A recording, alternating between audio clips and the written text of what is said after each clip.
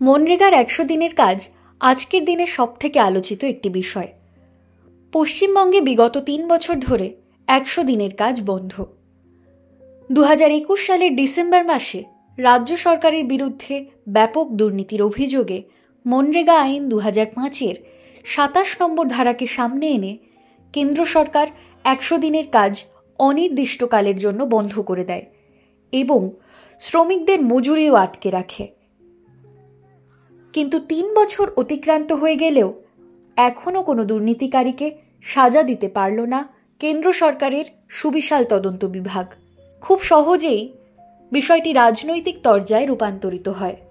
এক পক্ষ বলে রাজ্য সরকার চোর, আর অন্য পক্ষ বলে যারা ৩ বছরে চোর ধরতে পারে না তাদের অভিযোগই মিথ্যা। এই তরজায় বঙ্গ রাজনীতি সরগরম থাকলেও পেটে লাথি পড়ল শ্রমিকদের। যারা সৎভাবে মেহনত করে নিজেদের কাজ করে গিয়েছিল, কোনো সরকারই তাদের কথা একবারের জন্যেও ভাবল না। আমরা নিরপেক্ষ জায়গা থেকে দাঁড়িয়ে বলবো, পশ্চিমবঙ্গে ১০০ দিনের কাজে চূড়ান্ত অনিয়ম, বেনিয়ম ও লাগাম ছাড়া দুর্নীতি হয়েছে। কিন্তু সেই দুর্নীতির দায়ভার কার? নিশ্চয়ই যিনি ১০০ দিনের কাজের প্রোগ্রাম অফিসার, অর্থাৎ বিভিন্ন জেলার জেলা শাসক ও বিডিওরা। কিন্তু আজ পর্যন্ত এই বিষয়ে কোনো জেলা শাসক বা বিডিওকে সাসপেন্ড করা হয়েছে কি? যাদের নাকের তলা দিয়ে দুর্নীতির হাতি গলে গেল, তারা কিন্তু এখনও নিশ্চিন্তে নিজেদের মাসোহারা পেয়ে যাচ্ছেন। কিন্তু মার খাচ্ছে সাধারণ শ্রমিকেরা, যাদের দুর্নীতির সাথে কোনো প্রত্যক্ষ সম্পর্কই নেই। এদিকে সাধারণ শ্রমিকেরা নিজেদের গ্রামের পঞ্চায়েত থেকে শুরু করে দিল্লি পর্যন্ত এই বিষয়ে সকল সরকারি আধিকারিক ও মন্ত্রীদের কাছে নিজেদের প্রাপ্য মজুরি ও পুনরায় কাজ শুরু করার দাবি জানান। দিল্লির যন্তর মন্তরে ৫০ দিনের জন্য লাগাতার ধর্নায় বসে থাকেন, কিন্তু বকেয়া মজুরি দেওয়া বা পুনরায় কাজ শুরু করার বিষয়ে কেউই কোনো সদুত্তর দিতে পারে না। তারা কোনো পথ খোলা না পেয়ে পশ্চিমবঙ্গ ক্ষেত মজুর সমিতির সাহায্যে হাইকোর্টে মামলাও করেন। সেই মামলা এখনও চলছে।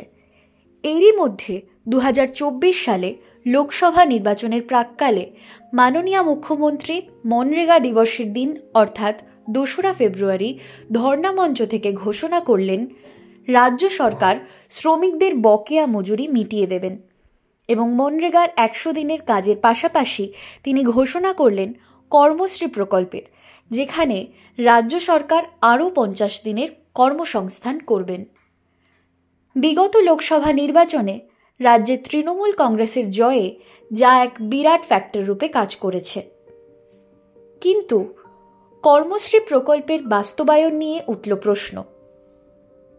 সেখানে কোনো শ্রমিকের কাছ থেকে কাজের আবেদন নেওয়া হচ্ছে না। কাজ চাইলে বলা হচ্ছে সরকারের কাছ থেকে নাকি এরকম কোনো নির্দেশই নেই। কিন্তু বিধানসভায় অর্থমন্ত্রী কর্মশ্রী প্রকল্পের জন্য বাজেট এবং কবে শুরু হবে তার উল্লেখ করেন। মুখ্যমন্ত্রীর নেতৃত্বে আমাদের সরকার নিজস্ব সংগঠিতে কর্মশ্রী নামে একটি সুসংগত প্রকল্প চালু করেছে। এই প্রকল্পে রাজ্য সরকার রাজ্যের প্রত্যেক জব কার্ড হোল্ডারকে বছরে কমপক্ষে ৫০ দিনের কাজ নিশ্চিত করবে। প্রকল্প মে ২০২৪ মাস থেকে শুরু হবে।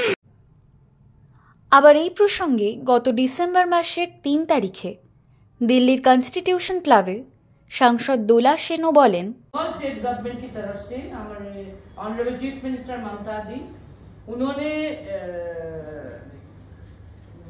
कैबिनेट में डिसीजन लिया और असेंबली में ये रेटिफाई भी किया हुआ कि यूनियन गवर्नमेंट की तरफ से इंजिन आर्डर दिया जाए नहीं दिया जाए, काम एलोकेशन बजट दिया जाए नहीं दिया जाए, 100 days वर्क देना चाहिए, they are suppose to give according to law of the land दिया जाए नहीं दिया जाए। लेकिन स्टेट गवर्नमेंट की तरफ से आइंदा हर एक ईयर में ये 100 दिन छोड़ के 50 दिन का गारंटी स्टेट गवर्नमेंट की तरफ से एक तैयार किया कि वो स्टेट गवर्नमेंट की तरफ से 100 डेज यूनियन गवर्नमेंट की तरफ से और 50 दिन ये जॉब कार्ड होल्डर को दिया जाएगा काम और उसका। কিন্তু কর্মশ্রী প্রকল্পের বর্তমান পরিস্থিতি নিয়ে পশ্চিমবঙ্গ ক্ষেত মজুর সমিতির সদস্য দীপ্যমান যখন ব্যাখ্যা করেন, তার উত্তরে তিনি বলেন, কর্মশ্রী প্রকল্প নয়, রাজ্য সরকার তাকে আইন করে নিয়ে আসছে যাতে শ্রমিকরা আরও বাড়তি 50 दिन কাজের গ্যারান্টি পায়। ये चल रहा है तो एक हमारे साथ आज एक वर्कर भी आएगा, वो भी बोलेंगे कि जो एक मजदूर है वो देखेगा कि उसका वो काम मिले, उसको मजदूरी मिले, उसको काम 3 साल से बंद होके पड़ा है और वो अभी भी चाहते हैं कि एमजी एनआरजी का काम शुरू हो, क्योंकि वो जो आए हैं अमृतसर आए हैं पुरुलिया डिस्ट्रिक्ट से, वहाँ पे एमजी एनआरजी का काम इतना मतलब महत्वपूर्ण है क्योंकि वो लोग चाहते हैं कि ये बाहर काम करने के आंसर माइग्रेशन वो लोग नहीं चाहते, वो लोग चाहते हैं कि अपने गांव में काम करने के लिए। तो ये एक चीज है। और बोला जी मैं एक चीज बोलूंगा आपको, आप जो कर्मश्री प्रकल्प के बारे में बात की है, 50 दिन के बारे में बात की, ग्राउंड रियलिटी ये है कि वो लोग जाते हैं बीडीओ ऑफिस में पर वहाँ पे कोई सहायता नहीं मिल रहा है, वो लोग एप्लीकेशंस कर डालने की कोशिश कर रहे हैं पर वहाँ पे नहीं मिल रहा है। पॉलिसी डिसीजन तो 3 दिन पहले हुआ भाई, पर वो लोग इतना मतलब बेचैन है, इम्प्लीमेंटेशन का तो टाइम दीजिए। पर एक चीज आप सबको मैं बोलना चाहूँगा, कानूनी तौर पर डिसीजन हुआ 3-4 दिन हुआ। तो और एक चीज मैं बोलूंगा साथ में जोड़ने के लिए कि ये जो मजदूर है, ये मजदूर 3 साल से আজকের একটা বড় বিতর্ক আমাদের সামনে এসে উপস্থিত হয়েছে যে মহাত্মা গান্ধী গ্রামীণ যে রোজগার যোজনা আছে বা গ্যারান্টি অ্যাক্ট আছে, সেখানে দীর্ঘদিন ধরে কাজ বন্ধ আছে, মজুররা তাদের প্রাপ্য মজুরি পাচ্ছে না, এই নিয়ে একটা বিতর্ক তৈরি হয়েছে। এই বিতর্কে ঢোকার আগে আমাদের বোধহয় এনআরজির যে পেছনে যে প্রেক্ষাপট আছে সেটাকে বোঝা দরকার। আসলে দক্ষিণ চব্বিশ পরগনা গ্রামে একবার দাবি উঠেছিল আজ থেকে প্রায় 38 বছর আগে যে গ্রামে থাকবো, গ্রামে খাটবো, ভিটে মাটি ছাড়বো না, গ্রামে গ্রামে সারা বছর মাথার মতন কাজ চাই, সব হাতে কাজ চাই, সব পাতে ভাত চাই, কাজ দিতে আইন চাই। এবং এইটা হয়েছিল এই জন্যেই যে গ্রামের লোকেরা মাইগ্রেশন করে তারা বাইরের দিকে যেতে চাইছিল না, তারা পরিযায়ী শ্রমিক হতে চাইছিল না, তার পরিযায়ী শ্রমিক হতে চাইছিল না বলেই তার এই দাবিটা তুলেছিল। এই দাবিটাকে নিয়েই কিন্তু আস্তে আস্তে সারা ভারতবর্ষে 100 দিনের কাজের যে মূল দাবি, যেটা অর্থাৎ কাজের গ্যারান্টি আইন চালু করতে হবে, উঠেছিল। এবং মূল দাবিটা ছিল যে 100 দিনের কাজ নয়, মূল দাবি ছিল সারা বছর কাজের গ্যারান্টি দিতে হবে এবং হাতে হাতে কাজ দিতে হবে, পরিবার ভিত্তিক নয়। যাই হোক, দীর্ঘ 20 বছর টানা আন্দোলন করার পরে 2005 সালে একটা আইন পাস হলো যেখানে 100 দিনের কাজ গ্যারান্টি দেওয়া হলো, পরিবার পিছু কাজের গ্যারান্টি দেওয়া হলো। এবং সেই যে পরিবার পিছু কাজের গ্যারান্টি দেওয়া হলো সেই আইনটাও এখন কার্যকরী হচ্ছে না পশ্চিমবঙ্গে, কারণ কি পশ্চিমবঙ্গে গত 3 বছর ধরে কেউ কাজ পাচ্ছে না এবং 3 বছর আগে যারা কাজ করেছিল তারা তাদের মজুরিও পায়নি। এই পরিপ্রেক্ষিতে কেন্দ্র এবং রাজ্য দুজনের মধ্যে টানাপোড়েন চলল। কেন্দ্র বলল যে রাজ্যে প্রচুর অনিয়ম বেনিয়ম দুর্নীতি হয়েছে, তার জন্য তারা আইনের একটা নির্দিষ্ট ধারা 27 নম্বর ধারাকে তারা প্রয়োগ করে তারা সব কাজ বন্ধ করে দিয়েছে, মজুরি বন্ধ করে দিয়েছে। আর রাজ্য বলছে কোনো অনিয়ম বিনিয়ম হয়নি, অনিয়ম বিনিয়ম যদি হয়ে থাকে তো তারা বলুক, আমরা তাদেরকে বলছি অনিয়ম বিনিয়ম হয়নি। আসলে কেন্দ্র বৈমাতৃক সুলভ ব্যবহার করছে। কেন্দ্র রাজ্যের টানাপোড়েনের মধ্যে না গিয়েও আমরা যেটা বলতে পারি সেটা হচ্ছে যে পশ্চিমবঙ্গে এই আইনে যে কাজ হয়েছে সেখানে প্রচুর অনিয়ম বেনিয়ম দুর্নীতি হয়েছে এবং সেই অনিয়ম বেনিয়ম দুর্নীতির দায় কিন্তু কোনো মতেই শ্রমিকদের ওপর বর্তায় না, কারণ কি এটা বর্তায় সরকারি আধিকারিক যারা পঞ্চায়েতের সদস্য, তাদের ওপরে এটা বর্তায়। তাদের কেউ কোনো শাস্তি পেল না, কিন্তু শ্রমিকরা শাস্তি পেল, তারা কাজ পেল না, মজুরি পেল না। এটা সম্পূর্ণভাবে একটা অনৈতিক এবং বেআইনি ব্যাপার। আমাদের ভারতের সংবিধান অনুযায়ী এটা ভীষণভাবে বেআইনি ব্যাপার। যাই হোক, যেহেতু কাজ পাচ্ছে না এবং শ্রমিকরা মজুরি পাচ্ছে না, সেই জন্য আমাদের পশ্চিমবঙ্গ সরকারের মাননীয় মুখ্যমন্ত্রী একসময় ঘোষণা করলেন নির্বাচনের ঠিক প্রাক্কালে যে তারাই সমস্ত মজুরি দিয়ে দেবেন। এবং বাস্তব ক্ষেত্রে তারা কিন্তু মজুরি দিলেনও বটে, সকলে মজুরি পেয়েছে বলে আমাদের ধারণা নেই, কারণ আমরা আমাদের কাছে যে খবর আছে তাতে দেখা যাচ্ছে যে অনেক বহু লোকই মজুরি পায়নি। যাই হোক, মজুরিটা দেওয়ার ব্যবস্থা হলো এবং সেই সঙ্গে সঙ্গে মাননীয় মুখ্যমন্ত্রী ঘোষণাও করলেন যে তারা রাজ্যে একটা আলাদা করে একটা প্রকল্প তৈরি করবেন, কর্মশ্রী প্রকল্প। এই কর্মশ্রী প্রকল্পে উনি বললেন যে ইজিএস শ্রমিকরা কাজের জন্য দরখাস্ত করবে এবং তারা কাজ পাবে। এবং 50 দিনের মতন কাজ দেওয়া হবে।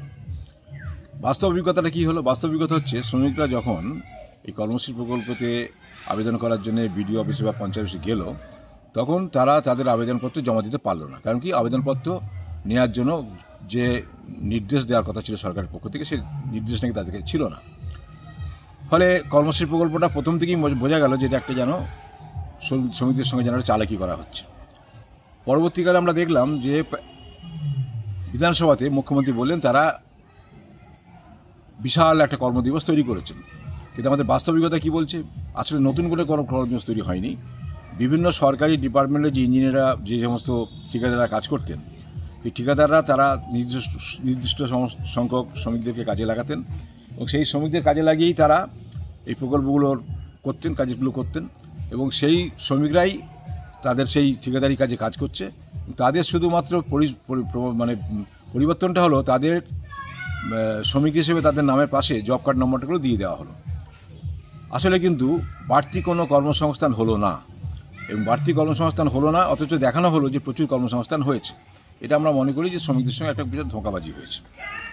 যাই হোক, ইদানিংকালে আমরা শুনতে পাচ্ছি মাননীয় সরকারের পক্ষ থেকে এবং মাননীয় কিছু সাংসদের পক্ষ থেকে যে কর্মশ্রী প্রকল্পটাকে তারা চালু করবেন এবং এই প্রকল্প চালু করার ক্ষেত্রে তারা খুব সচেষ্ট হচ্ছেন। আমাদের বক্তব্য হচ্ছে, প্রকল্প যদি চালু করতে হয় তাহলে প্রকল্প হিসেবে চালু করে দরকার নেই, কারণ প্রকল্প হিসেবে চালু করলে সে আর ভবিষ্যৎ খুব অন্ধকার, সেখানে মানুষের কোনো অধিকার থাকে না। বরং যদি তারা চান তো প্রকল্পটাকে প্রকল্প না করে একটা আইন করুন। এবং এ প্রসঙ্গে বলা দরকার যে কেন্দ্রীয় এনআরজি আইন পাশ হওয়ার আগে মহারাষ্ট্রে 1977 সাল থেকে কিন্তু এই এমপ্লয়মেন্ট গ্যারান্টি অ্যাক্ট চালু ছিল। ফলে রাজ্য ইচ্ছা করলে আইন চালু করতে পারে, এটা আমাদের একটা দৃষ্টান্ত আছে। এবং এক্ষেত্রেও পশ্চিমবঙ্গ যদি চায় তাহলে কর্মশ্রী প্রকল্পটাকে প্রকল্প হিসেবে না রেখে একটা আইন হিসেবে তারা চালু করতে পারে। সেখানে শ্রমিকদের সত্যি সত্যি সুবিধা হবে এবং তারা যদি এই আইন পাস করে তারা যদি বলে যে তারা বাড়তি আরও 50 দিন কাজ দেবেন কেন্দ্রীয় 100 দিন কাজের থেকেও, তাহলে শ্রমিকদের খুব উন্নতি হবে। কারণ এটা ঘটনা যে কোনো শ্রমিকই কিন্তু পরিযায়ী শ্রমিক হতে চায় না, পরিযায়ী শ্রমিক হতে চায় না এবং পরিযায়ী শ্রমিকের এই ধারাটাকে যদি বন্ধ করতে হয় তাহলে 100 দিনের কাজকে যেমন সক্রিয় হয়ে কাজ করতে হবে, যেমন তারা কোভিডের সময় করেছিল, ঠিক তেমনি রাজ্য সরকারকেও আরও 50 দিন বাড়তি কাজ দিতে হবে, যেমন উড়িষ্যা সরকার দেয়। সেইভাবে যদি করতে পারে তাহলে আমরা মনে করি যে এটা ভালো কাজ হবে। এবং আমাদের পক্ষ থেকে দাবি করছি আমরা যে প্রকল্প নয়, কর্মশ্রীকে আইন হিসেবে পাস করা হোক। স্বপন গাঙ্গুলির কথার সূত্র ধরেই বলতে হয়, শ্রমিকদের কাজের গ্যারান্টি দিতে হবে, যা কোনো প্রকল্প দিতে পারে না। তাই আমাদের দাবি, হাতে হাতে কাজ চাই, পাতে পাতে ভাত চাই, কাজের অধিকারের জন্য আইন চাই।